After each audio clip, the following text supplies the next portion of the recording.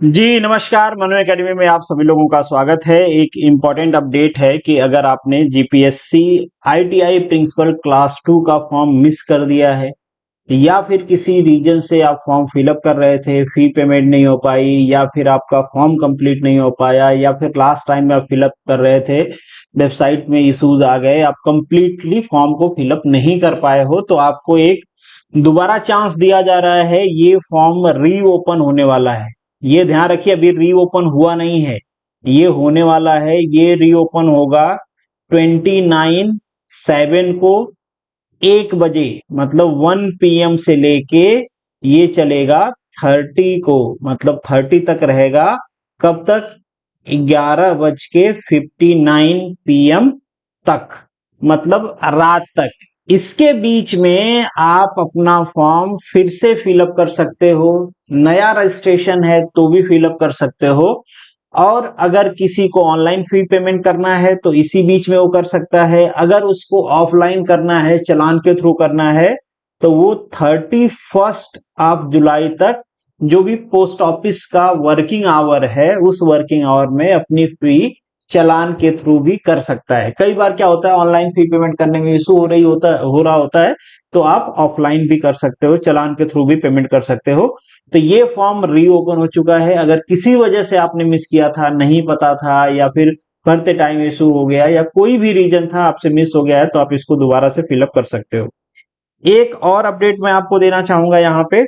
आप में से बहुत सारे लोग ऐसे हैं जो ये पूछना चाह रहे थे कि अभी टाइम बहुत कम बचा है, तो हमको क्या क्या पढ़ना चाहिए। हालांकि इस पे पहले भी डिस्कशन हुआ है, पर मैं एक बार फिर से मैं आपको बताना कि ये चीजें आपको तो करना ही चाहिए, आप में से हर किसी को करना चाहिए। और इसके अलावा वैसे तो पढ़ाई कभी भी कम नहीं होती है, पर ये आप कर लीजिए। इसके अलावा अगर आपको टाइम बचता है तो डेफिनेटली करिए।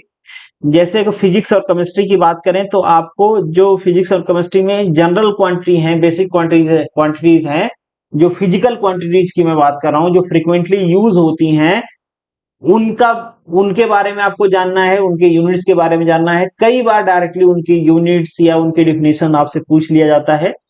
कोर्स में आप हो तो मैंने जो कराया है उतना ही आपको करना है, बहुत ज्यादा डिटेल में जाना नहीं है। अगर आप कोर्स बाय करना चाहते हो, अभी तक बाय नहीं किया है, तो आप यहाँ पे मनु एकेडमी आप डायरेक्टली वेब सर्च कर सकते हो। यहाँ से कोर्स में आपको जाना है। कोर्स में जाके आपको आचार्य बैच मिलेगा, वो आचार्य बैच आप बाय कर सकते हो, ये आपका आचार्य बैच है। या फिर मनु एकेडमी एप्लीकेशन आप डाउनलोड कर सकते हो, वहां पे ये आचार्य बैच है, वहां से बाय कर सकते हो। आप यहाँ पे गेट दिस कोर्स करोगे, आपको लिंक मिल जाएगा। ध्यान रखिएगा, ये अगर 5 मंथ के लिए आप बाय करोगे तो ये कोर्स एक्सटेंडेबल नहीं है। अगर आपका एग्जाम एक्सटेंड होता है तो कोर्स एक्सटेंड नहीं होगा आपका। अगर आप 4000 वाला 1 ईयर की वैलिडिटी बाय करते हो तो वो जब तक आपका एग्जाम फाइनली इंटरव्यू खत्म नहीं होगा तब तक वो एक्सटेंडेबल है, वो एक्सटेंड होता रहेगा। ठीक है, अपने टॉपिक पे आते हैं। जो ड्राइंग वाला पोर्शन है, अगर आप सब कर सकते हो तो वेल एंड गुड, अगेन ये कोर्स में है। नहीं तो आपको जो कर्व दिया गया है उसमें इन्वॉल्यूट और साइक्लोइड, इसके बारे में आपसे पूछ लेता है। ये गियर प्रोफाइल में भी आता है, तो चाहे आप गियर प्रोफाइल समझ के कर लीजिए, चाहे ये आपके कर्व समझ के कर लीजिए, बस इसके बारे में आना चाहिए। प्रोजेक्शन में आपको थर्ड एंगल और फर्स्ट एंगल प्रोजेक्शन आना चाहिए। कभी कभी इनसे क्वेश्चंस आते हैं, बाकी टॉपिक आप छोड़ सकते हो, पर तब छोड़ सकते हो जब आपके पास बिल्कुल भी टाइम नहीं है, टाइम आपको अलाउ नहीं कर रहा है, आपको टाइम इतना ही अलाउ कर रहा है कि कुछ कुछ टॉपिक आप पढ़ सकते हो, तो आपको ये टॉपिक पढ़ना है। बाकी टाइम बचती है तो बाकी के जो टॉपिक हैं वो पढ़ने हैं। अब आपको इंजीनियरिंग मटेरियल और स्ट्रेंथ ऑफ मटेरियल, ये दोनों टॉपिक मैकेनिकल के हैं। इवन ये टॉपिक भी मैकेनिकल का ही था। तो बहुत सारे बच्चे ऐसे हैं जो मैकेनिकल बैकग्राउंड से ना, उनको बहुत ज्यादा इशू हो रहा है ये टॉपिक्स को पढ़ने में, समझने में स्ट्रगल करना पड़ रहा है या टाइम ज्यादा कंज्यूम हो रहा है। बेसिकली मैं उनकी बातें कर रहा हूँ कि आपको क्या क्या पढ़ लेना चाहिए। तो 2-4 लाइन की डिफिनीशन है, थर्मोप्लास्टिक और थर्मोसेटिक मटेरियल। इनके एग्जांपल्स भी 2-4 देख लेना जो फ्रीक्वेंटली फिजिकल लाइफ में यूज होते हैं। कई बार नाम लेके पूछ लेता है कि ये थर्मोसेटिंग है या थर्मोप्लास्टिक है, ये आपको आना चाहिए। कुछ बेसिक अलाइंग एलिमेंट है 10-12 जो फ्रीक्वेंटली यूज किए जाते हैं, वो आपको आने चाहिए। और उनसे कौन से प्रॉपर्टी पे इंपैक्ट होता है, आपको मैकेनिकल प्रॉपर्टी आनी चाहिए। और आयरन कार्बन डायग्राम का बहुत डिटेल में आपको नहीं जाना है, पर basic terminology iron carbon diagram की कराई भी गई है आपके कोर्स में, वो आनी चाहिए। इतना आप पढ़ लेते हो तो आपका ये हो जाएगा। स्ट्रेस और स्ट्रेन का आपस में रिलेशन क्या है, कुछ सोम की बेसिक टर्मिनोलॉजी है, जैसे स्ट्रेस स्ट्रेन की हम बात कर रहे हैं, स्ट्रेंथ है, टफनेस है, इलास्टिक कांस्टेंट है, यंग मॉडुलस है। ये जो बेसिक टर्मिनोलॉजी है इनके बारे में आपको आइडिया होना चाहिए, और इन सब की आइडिया जनरली यहाँ पे हो जाता है, स्ट्रेस स्ट्रेन डायग्राम आप पढ़ते हो वहां पे आ जाता है, नहीं तो सेपरेटली आप पढ़ लीजिए, ये आपको कर लेना है। इससे ज्यादा डिटेल में नहीं जाना है। क्या इससे बाहर के क्वेश्चन पूछा ही नहीं जाता है?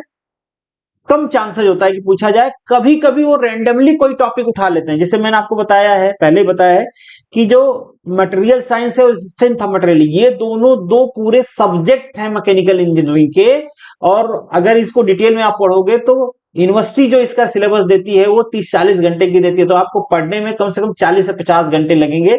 उतना टाइम वेस्ट नहीं करना है। जो टॉपिक है ये सभी 4 से 5 घंटे में कवर होने वाले टॉपिक में बता रहा हूं, ज्यादा से ज्यादा 4-5 घंटे में अगर आपने पढ़े हैं तो 2 से 3 घंटे में भी आप इसको कवर कर सकते हो। और क्वेश्चन प्रैक्टिस जरूर कर लेना है। टेस्ट सीरीज में आपको ऐसे जरूर क्वेश्चंस मिलेंगे, टेस्ट सीरीज आप जब दोगे तो ऐसे क्वेश्चंस होंगे जो फ्रिक्वेंटली पूछे गए हैं इन टॉपिक से रिलेटेड, ना केवल इस एग्जाम में, इससे रिलेटेड दूसरे एग्जाम्स में, या फिर जो मैकेनिकल इंजीनियरिंग के एग्जाम्स होते हैं वहां पे जो इन टॉपिक के बेसिक पूछे जाते हैं वो भी क्वेश्चंस वहां पे होंगे। तो आप टेस्ट सीरीज के जो एमसीक्यूज हैं वो भी याद कर लोगे तो आपको चलेगा। अगर आप करना चाहते हो तो ये जो टॉपिक्स मैं बता रहा हूं ये पहले कर लीजिए, फिर आपको टाइम बचता है तो दूसरा टॉपिक करना है, और इनको रिवाइज भी करते रहना है। अब एलिमेंट ऑफ मैकेनिकल इंजीनियरिंग करके एक हेडिंग दिया, उसमें क्या क्या करना है। सबसे इंपॉर्टेंट टॉपिक अगर कहा जाए पूरे इस सिलेबस में तो वो है वर्क एनर्जी एंड पावर। इससे रिलेटिव क्वेश्चंस रहते ही रहते हैं, कम से कम आपको रहेंगे तो 7 to 10 क्वेश्चंस ऐसे रहेंगे जिसमें वर्क पावर एनर्जी का फंडा होगा, या फिर उनका यूज होगा, चाहे कैनेटिक एनर्जी हो, पोटेंशियल एनर्जी हो, इंपल्स हो, मोमेंटम हो, या वर्क पावर का कन्वर्जन हो। ये सारी चीजों से रिलेटेड क्वेश्चंस रहते ही रहते हैं। तो सबसे इंपॉर्टेंट टॉपिक्स है, you can expect 7 to 10 question यहां से, तो ये तो आपको करना ही करना है, ठीक है। मैंने भी कराया है, इस पे क्वेश्चन भी प्रैक्टिस कर लेना है। फिर थर्मोडायनेमिक प्रॉपर्टी है, ये मैंने कराए हैं, वही कर लेना है। अगर आप कोर्स में नहीं हो तो कोई बात नहीं, आप खुद से कर सकते हो, वो कर लीजिए। लॉज में आपको जीरोथ लॉ कर लेना है, जीरोथ लॉ का स्टेटमेंट है। और टेम्परेचर स्केल अगर आप पढ़ सकते हो तो पढ़ लीजिए, वैसे क्वेश्चन नहीं पूछा जाता है, बस यही पूछा जाता है कि ये जो जनरली जो टेम्परेचर स्केल्स बनती है वो कौन से प्रिंसिपल पे काम करती है, या जीरोथ लॉ का स्टेटमेंट आपसे पूछ लेता है। एंट्रोपी आपको कर लेनी है, फर्स्ट लॉ सेकेंड लॉ कर लेना है। एनर्जी कंजर्वेशन फर्स्ट लॉ बताता है, सेकेंड लॉ एंट्रोपी के बारे में बताता है। दोनों एंट्रोपी और फर्स्ट लॉ इंटरनल प्रॉपर्टी के बारे में बताता है। तो ये सब बेसिक चीजें आपको आनी चाहिए, ठीक है, इससे रिलेटेड। फिर फ्लूइड प्रॉपर्टी से बेसिक चीजें जैसे कि स्पेसिफिक वेट क्या है, डेंसिटी क्या है, विस्कोसिटी क्या है, सरफेस टेंशन क्या है, ये सारे बेसिक टर्मिनोलॉजी जो है फ्लूइड मैकेनिक्स की वो आपको आनी चाहिए। कभी कभी उनके यूनिट्स पूछ लेता है, कभी कभी उनके डिफिनेशन पूछ लेता है, कभी कभी उनके फंडामेंटल पे क्वेश्चन पूछ लेता है। फॉरकास्टिंग ये मैंने कराया हुआ है आपके उसमें, बट सीपीएम भी कराया हुआ है, एबीसी एनालिसिस भी कराया हुआ है। अगर आप कोर्स में नहीं हो तो अगेन ये आपसे आपको खुद से करना है।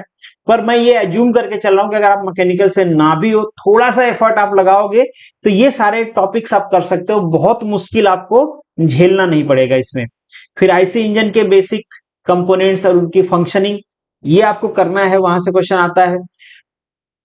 आईसी इंजन से 2-3 चीजें और आ जाती हैं, एक इसके परफॉर्मेंस से और इसका जो नॉकिंग है उससे आ जाता है। मैकेनिकल वाले समझ पाएंगे, दूसरे लोगों को थोड़ी डिफिकल्टीज होगी।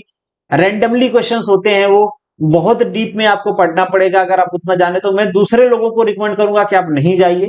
आप मैकेनिकल इंजीनियरिंग से हो तो पढ़ लीजिए, आप पढ़ सकते हो आसानी से, तो इसका नॉकिंग पढ़ लीजिए आप, और इसकी परफॉर्मेंस पढ़ लीजिए। पर दूसरे ब्रांच के बच्चों से मैं कहूंगा नहीं पढ़िए, एक आध क्वेश्चन आता है, एक आध क्वेश्चन के लिए आपको काफी समय देना पड़ेगा वहां पे समझने के लिए। फिर ये भी श्योरिटी नहीं कि समझने के बाद अगर जो क्वेश्चन आएगा आप उसको कर ही पाओगे, क्यों? क्योंकि आपका वो बैकग्राउंड है नहीं, और वहां पे फंडामेंटल इन्वॉल्व होता है, छोटे छोटे फंडामेंटल, कोई आप मिस करोगे तो क्वेश्चन को गलत करोगे। हीट ट्रांसफर आपको केवल मोड ऑफ हीट ट्रांसफर करना है, या फिर जितना मैंने कराया है उतना करना है, that is more than sufficient. और यहाँ पे ज्यादा क्वेश्चन आपके रेडिएशन से पूछते हैं, क्योंकि रेडिएशन में जो टर्मिनोलॉजी है वो थोड़ी ज्यादा है, तो वहां से क्वेश्चन आपसे ज्यादा पूछे जाने की पॉसिबिलिटी है।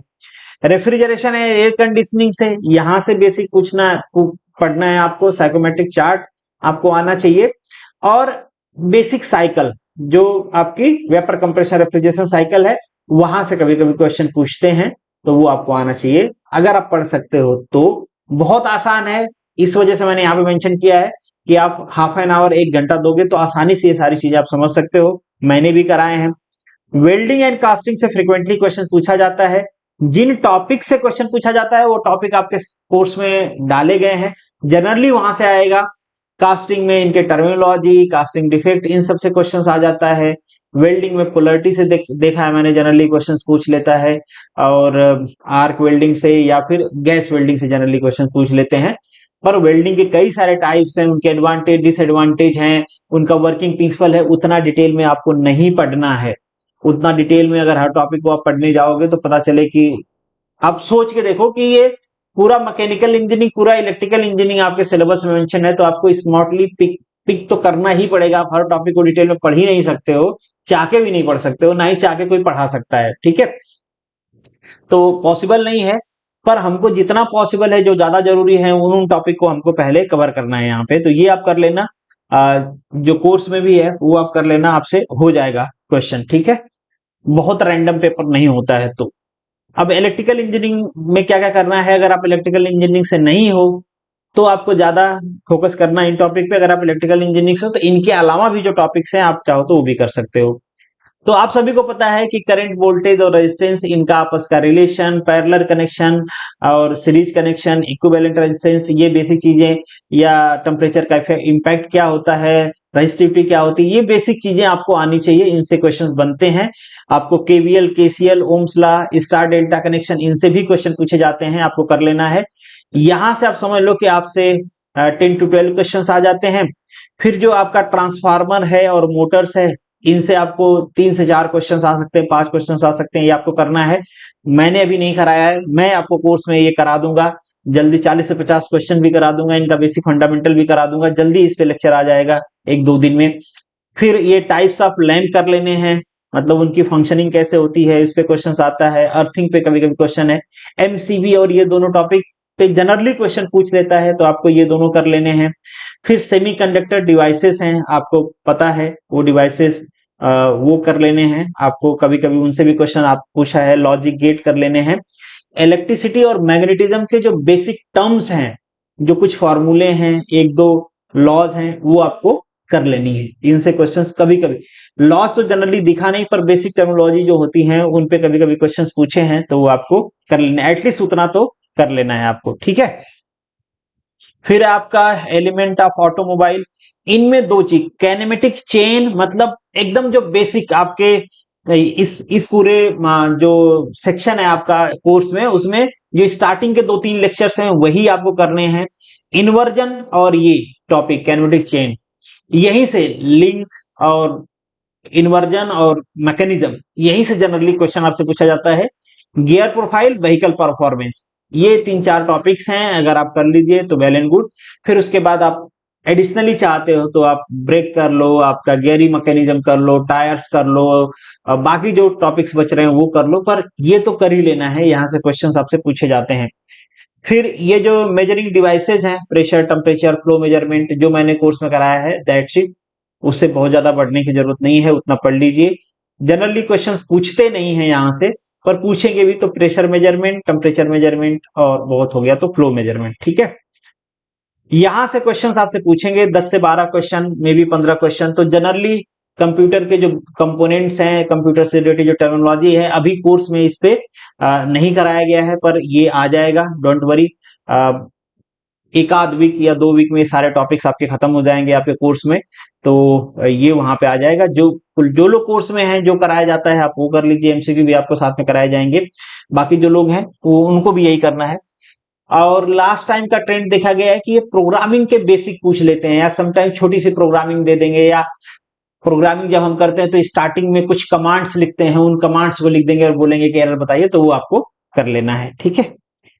फिर ये सबसे इंपॉर्टेंट टॉपिक है और आसान टॉपिक है, सबके लिए नया है, सबको पढ़ लेना है, कोर्स में कराया गया है, ये डिटेल में एमसीक्यूज भी कराए गए हैं। तो जितना भी मैंने कोर्स में कराया है वो सारा कर लीजिए, उसको छोड़ना नहीं है, और एडिशनली पढ़ने की जरूरत भी नहीं है। अब इसके अलावा बचता है कि कुछ रिसेंट टॉपिक पे क्या करें। तो रिसेंट कोई कोई अगर गवर्नमेंट की पॉलिसी है स्किल डेवलपमेंट में या आईटीआई से रिलेटेड, वो आपको करना है, वो मैं भी आपको कराऊंगा।